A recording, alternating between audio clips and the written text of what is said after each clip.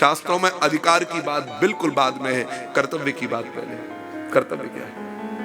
राम का अधिकार था, राजगद्दी राजा के ज्येष्ठ पुत्र को मिले, ये राम का अधिकार था।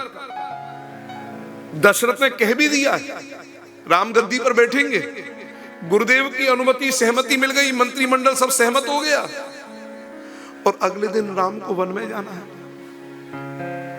लक्ष्मण ने बड़ा भारी विरोध किया इस बात का।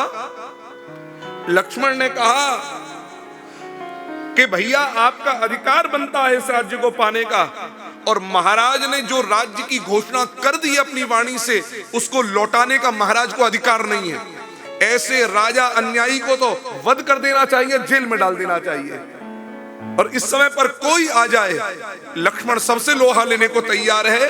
भैया आप निश्चिंत हो जाओ, राजा आप बनोगे, मैं दशरथ की गर्दन काट दूंगा, ये लक्ष्मण कह रहे हैं।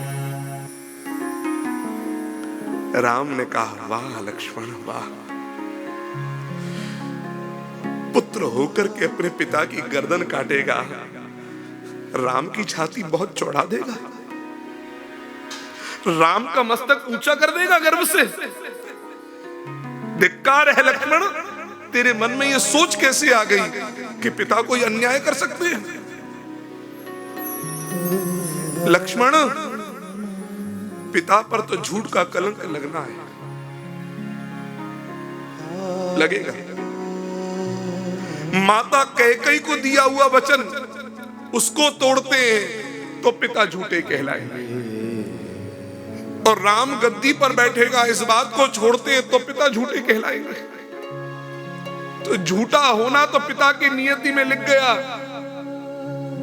लेकिन अब पिता के ऊपर यह कलंक न लगे, उसके लिए एक उपाय है कि पिता राम को बाहर निकाले, उससे पहले राम खुद कहे कि अब राम वन में जाना चाहता है, पिता पर कोई कलंक न लग जाए। आज ये है जहां अधिकार होते हुए भी अपने अधिकार को छोड़ देना और अपने कर्तव्य को चुनना, तब जाकर के राम राज्य आता है, इसके बिना राम राज्य नहीं आता। अरे कर्तव्य के अधिकार के लिए तो दुनिया लड़ रही है। कल हमने कहा था ना, राम और भरत में भी चित्रकूट में लड़ाई हो रही है,